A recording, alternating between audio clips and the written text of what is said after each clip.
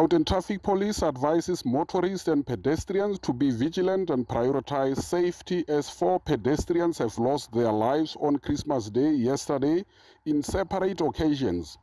2 teens have lost their lives yesterday on the R512 extension 13 in Zitobeni after a vehicle overturned and hit them.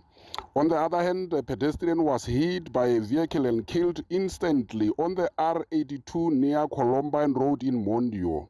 A light motor vehicle hit a pedestrian at Marilui Road near Elias Motsoaledi, bringing the total number of pedestrians killed to 4 on Christmas Day. Both motorists and pedestrians are advised to consider the safety of one another and that of other road users.